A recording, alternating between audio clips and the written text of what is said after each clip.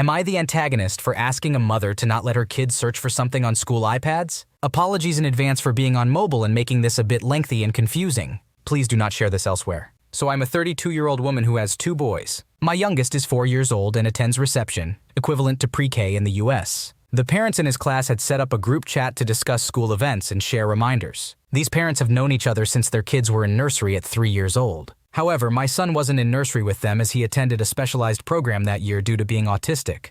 He did visit the class a few times since he would be going there the following year. Background: last year, my eldest son was in reception, and towards the end of the school year, we had an issue with some children accessing inappropriate images on the school iPads while searching for a horror film character. These images were able to bypass the firewalls because they were from a film.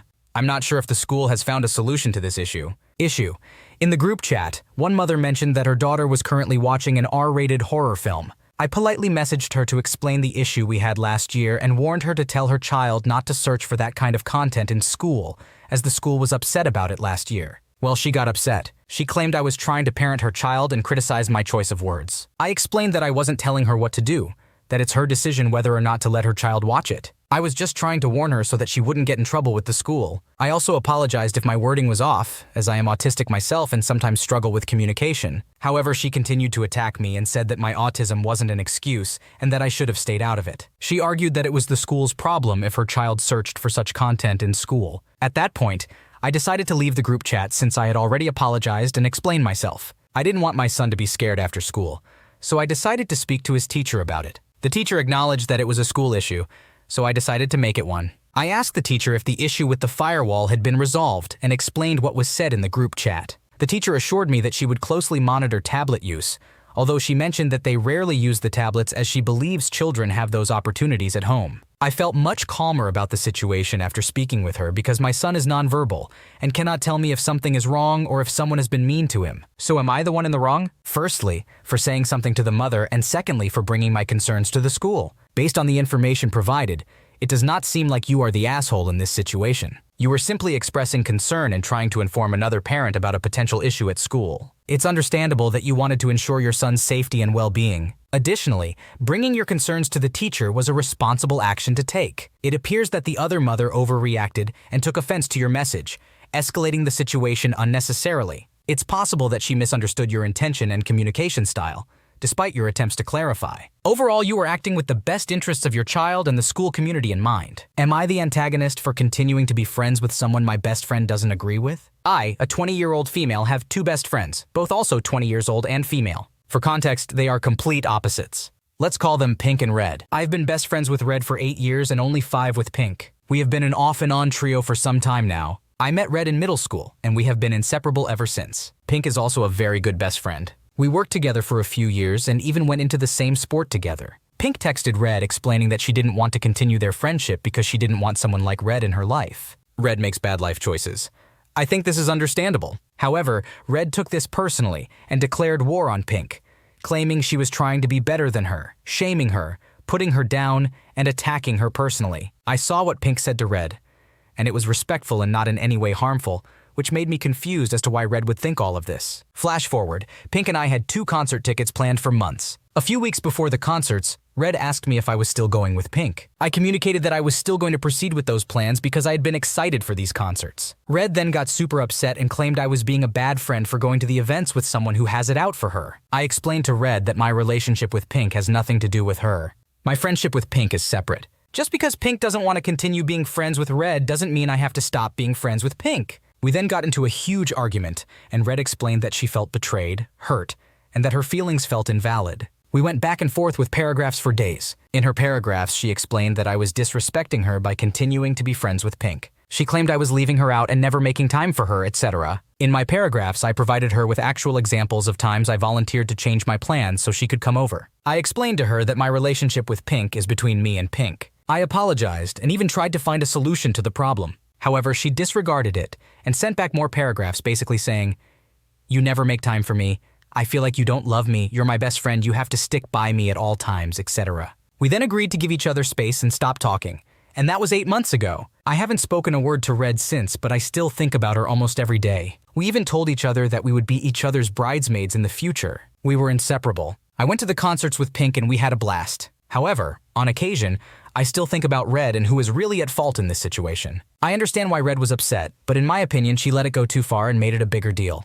You have been friends with Red for 8 years, and while Pink is also a good friend, your relationship with Pink does not have to define your friendship with Red. You communicated your plans with Pink to Red beforehand, and Red's reaction of claiming you were being a bad friend for going to the concerts with Pink seems unfair and unreasonable. Red's assumptions and accusations about Pink seem unfounded as well. You tried to address the issue by explaining that your friendship with Pink does not have to affect your friendship with Red, and you even offered solutions to the problem. However, Red disregarded your efforts and continued to accuse you of not making time for her and not loving her. It seems like you made an effort to resolve the situation, but Red's unwillingness to accept your explanations and attempts at reconciliation indicates that she may have let the issue escalate unnecessarily. Ultimately, you decided to give each other space, and it has been 8 months since you last spoke. It is understandable that you still think about Red from time to time, given the long-lasting friendship you had. However, based on the information provided, it seems like you did what you could to address the issue, and Red's reactions and refusal to find a resolution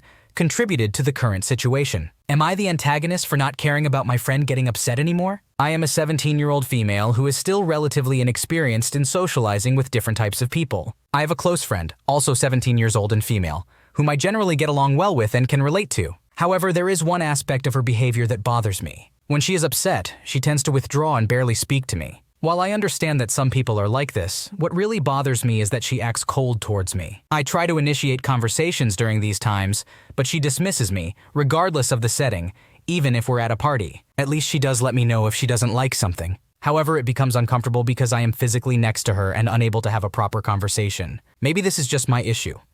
I acknowledge that I am sensitive to others' emotions. Nevertheless, it upsets me when she is upset and doesn't make an effort to speak to me. One moment, everything is fine.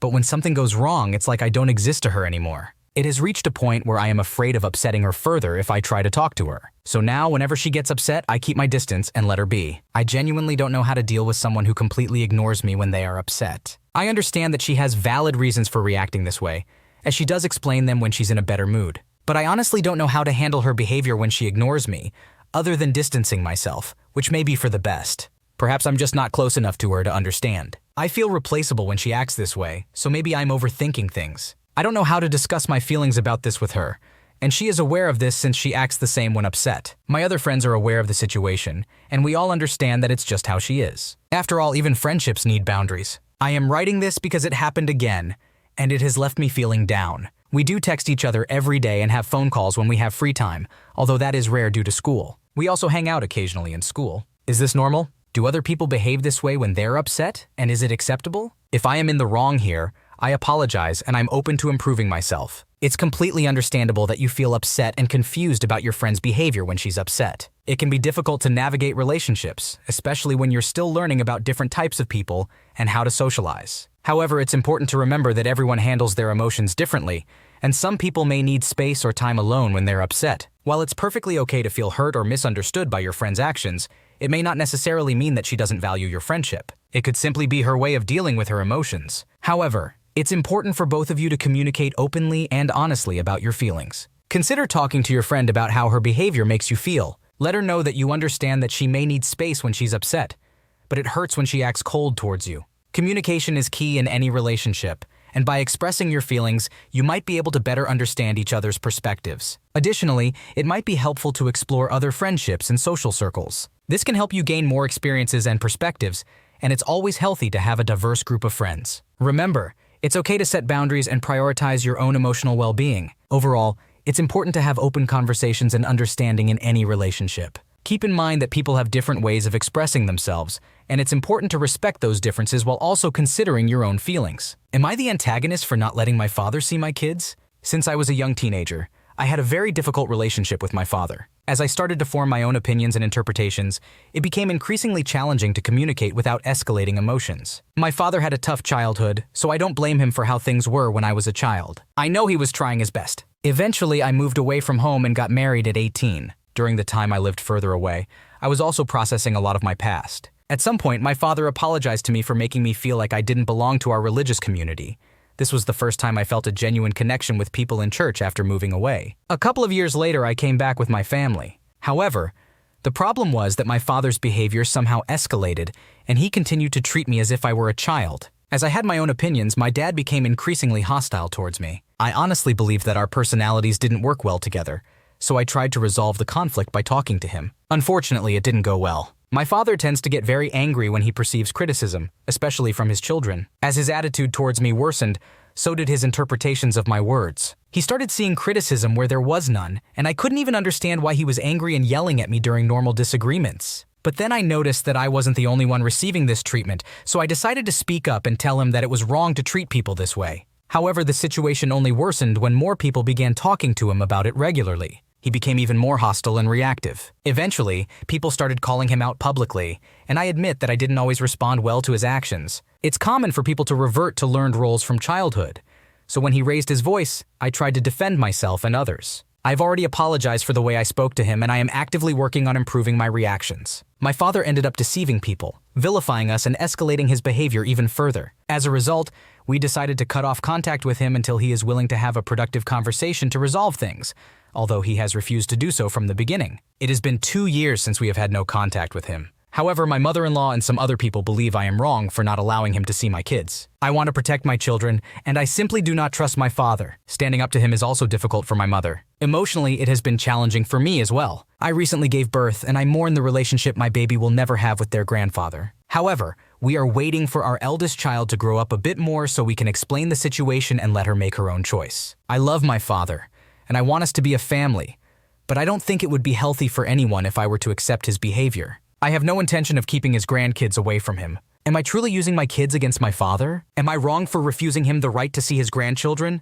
Based on the information provided, it does not seem like you are using your kids against your father or wrong for refusing him the right to see his grandkids. You have valid reasons for not trusting your father due to his past behavior and how it has escalated over time. Your priority is to protect your children and ensure their well-being. It is understandable that you are mourning the relationship your baby will not have with their grandpa, but sometimes it's necessary to prioritize the emotional and psychological safety of your children. It's important to remember that your father's behavior and refusal to address the issues have contributed to the current situation. Ultimately, it would be beneficial for all parties involved if your father were willing to have a sincere conversation and work towards resolving the conflicts. Until then, focusing on your family's well-being and maintaining boundaries is a reasonable approach. Am I the antagonist for wanting to go out on my birthday? I, a 36-year-old man, live with my roommate, a 36-year-old woman, and we both have birthdays about a month apart. We usually celebrate our birthdays with a small group of friends. Last month I helped organize her birthday and everything went well. Recently,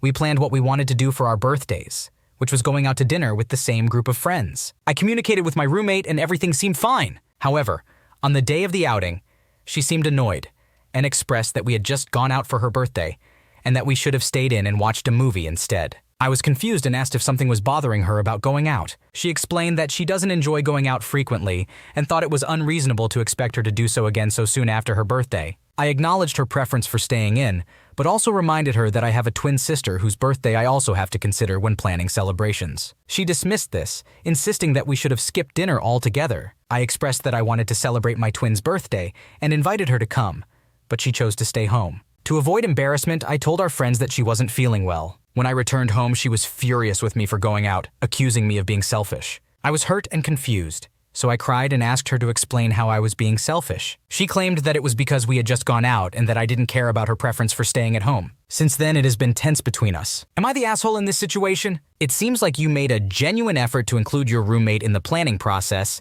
and consider her preferences. However, she did not communicate her concerns clearly and instead expressed her annoyance passive-aggressively. It is unfair for her to expect you to change plans last minute when you have already made arrangements and considered your twin sister's birthday as well. It is important for both of you to remember that birthdays are special occasions for both of you, not just one person. You have the right to celebrate your own birthday and spend time with your friends. Your roommate should not expect you to prioritize her homebody lifestyle over your own desires and plans. It is unfortunate that she reacted angrily and put the blame on you instead of trying to have an open and honest conversation about her feelings beforehand. In the future, it may be helpful for both of you to communicate your expectations and concerns openly and honestly to avoid any misunderstandings or hurt feelings. Would I be the antagonist if I didn't join my aunt on her dream vacation? My aunt, who is 39 years old, has recently started traveling more often with her friends from work. As someone who enjoys traveling, I was thrilled when she invited me, a 19-year-old woman, to join her on their summer trip to Colombia. However, it soon became clear that my aunt only wanted me to take pictures and carry her shopping bags. She constantly belittled anything that I liked, dismissing it as dumb or claiming that I only liked it because my friends did. Even her colleagues reprimanded her for this behavior on a few occasions.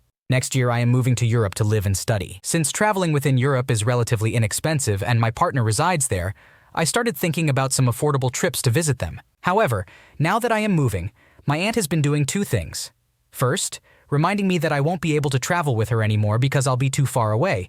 And second, insisting that I keep every December free for her annual holiday shopping visits. She has even scolded me for not securing a large enough room in my student accommodation for her to sleep in. My aunt has always dreamt of seeing the northern lights. She frequently discusses them with her friends. But since none of them enjoy cold weather, they are unwilling to join her on this dream trip, except for a cruise in Alaska they have planned for 2025. So she has now demanded that I accompany her. She is considering either Iceland or Finland during the winter months. However, I am not fond of extreme cold, and I already have to prepare myself for the cold weather I will experience in Europe, which I recently encountered during my volunteer trip to North Macedonia. Prior to this conversation, I had mentioned my own travel list, consisting of places I would like to visit either alone or with friends. This list includes Bulgaria, Poland, and another trip to North Macedonia to see my partner. My aunt made snide and discriminatory comments about all of these places, particularly the Eastern European countries, which she has done in the past as well.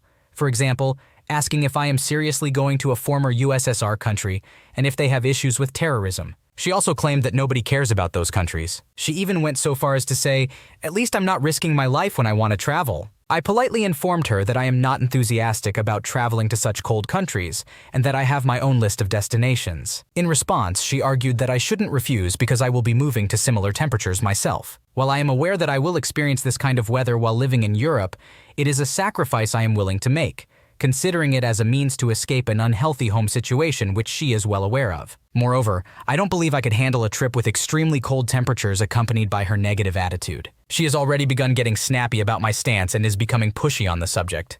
Your aunt is being selfish and disrespectful. It is unfair for her to expect you to accompany her on a trip that you have no interest in simply because her friends won't go. It is also not your responsibility to carry her bags and take pictures for her. Furthermore, it is extremely rude for her to make derogatory comments about the places you want to visit, especially when they are important to you and connected to your personal relationships. Her dismissive and condescending attitude shows a lack of respect for your choices and preferences. You have every right to prioritize your own travel goals and preferences. Moving to Europe is a big step for you, and it is understandable that you may not want to engage in a cold weather trip with someone who is being pushy and disrespectful. Stand your ground and firmly communicate your boundaries to your aunt. You deserve to have fulfilling travel experiences on your own terms without feeling obligated to fulfill her unrealistic demands. Thanks for watching.